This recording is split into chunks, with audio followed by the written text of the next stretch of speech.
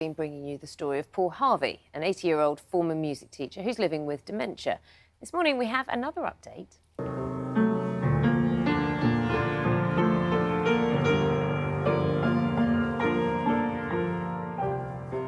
You probably remember this. It's Paul's collaboration with the BBC Philharmonic Orchestra on his single 4 Notes. So that has now entered the official charts at number 32 and was the most downloaded track of the week. Here is how Paul reacted when he found out. I'm thrilled to bits because that means that all that money that's come into it can go to these worthy causes. And thank you very much for everyone for doing it. You know, I really do appreciate it, and I know Nick does as well. So I certainly do. You know, you're a pop star, Dad. Yeah. Well, I don't know about that as I'm sitting here in my nightgown. Yes. Well, I'm sure pop stars have nightgowns anyway. Absolutely, why not? Just you got your own sense of style, doesn't matter. Congratulations, it's great. Good I love his musical. voice.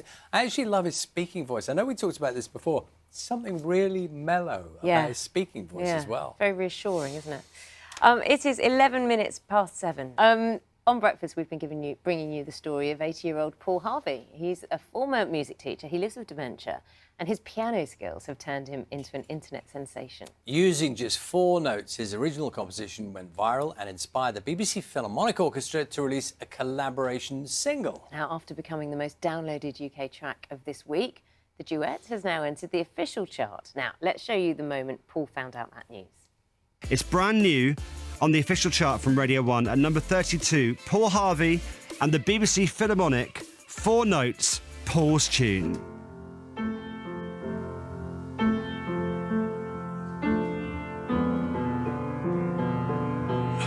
Absolutely amazed, and I'm thrilled to bits because that means that all that money that's come into it can go to these worthy causes, and thank you very much for everyone for doing it.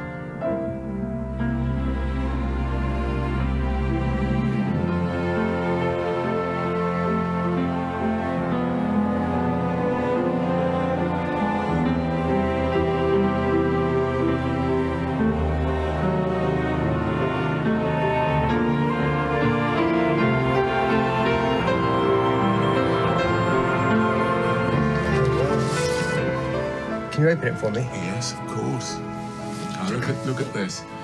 Paul Harvey, 4 Notes, Paul's Tune, orchestrated by Daniel Whibley and the BBC Philharmonic Orchestra. And you open it up and there it is to Paul with love from the BBC Philharmonic. Oh. Wasn't that nice?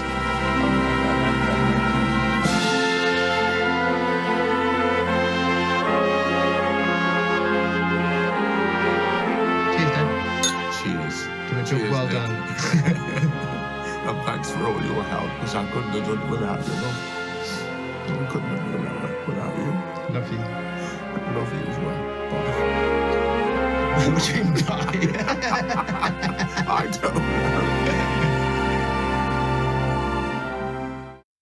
Do you know, one of the lovely things about whenever I've seen Paul, do you know, when he's filmed and he's doing those little pieces, he always ends up laughing. He always laughs at everything he does. I mean, it's just a joy. He's got a real joy about it. Let's speak to director of the BBC Philharmonic, Simon Webb. Morning to you, Simon. I mean, I tell you what I'm thinking there. We saw the moment he opened up, you know, that little folder and he's seen the words, your collaboration.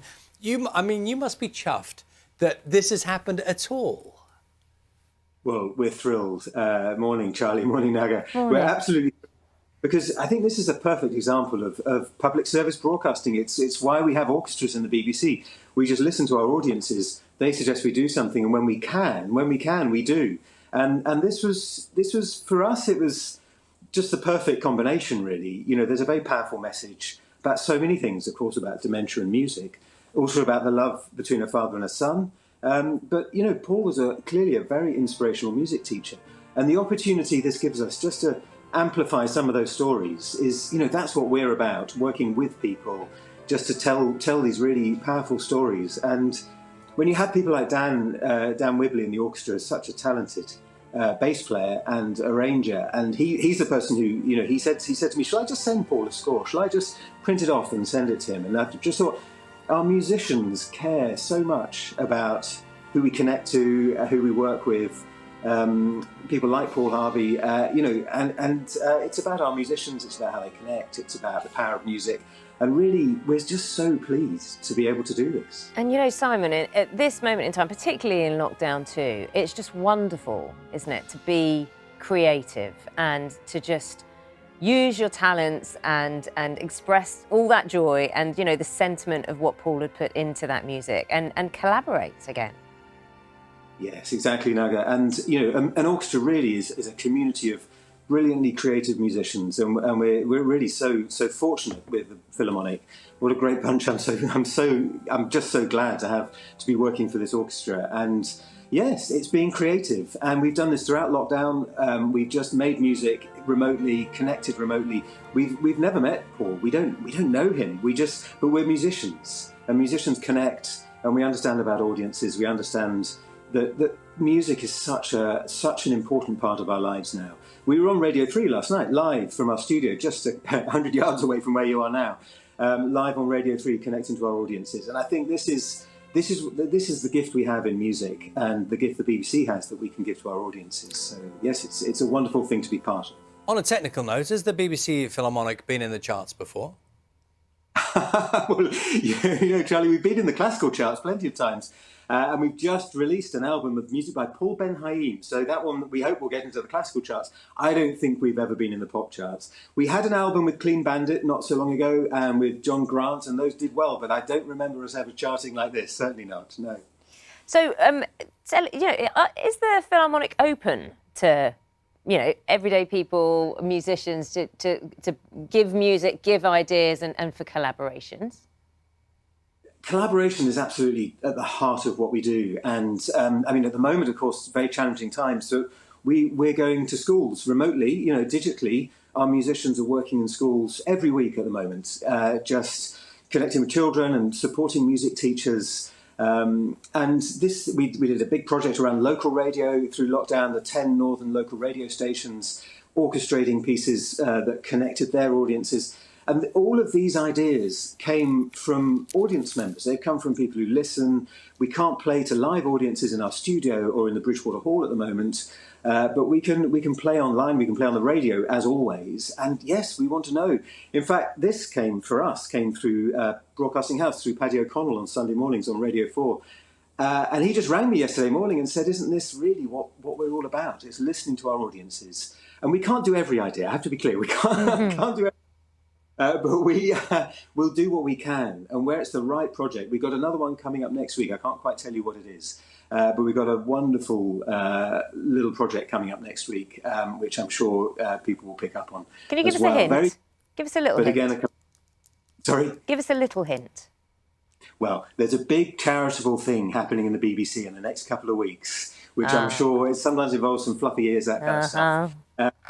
We've got as so many people, parts of the BBC have. We have a big collaboration in there, but a really moving thing. We just signed it off yesterday, the audio and the visuals, and it's a really moving song, very different to this with Paul Harvey, but again, very powerful. We hope, and these collaborations, yeah, we you know, just get in touch. We're about to launch a newsletter. Get in touch. Find us on social media and stay in touch with us, because we will do whenever we can. We will connect in these ways.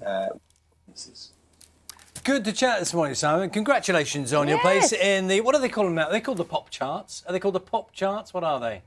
I think so. It's the official charts. The official charts, that's what I look at. There we go. I'm not usually looking at this stuff, Charlie, you know. Lovely to see you this morning, and the song is going to give people a lot of pleasure, I'm sure. It really is. That was Simon Webb, director of the BBC Philharmonic. Main stories, we'll update you with those shortly.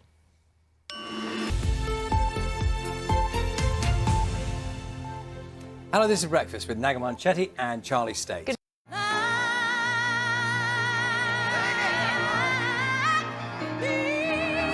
These drawings come from the subconscious. It speaks to us now with as much ferocity. Poetry, literature, culture, they are the life for us.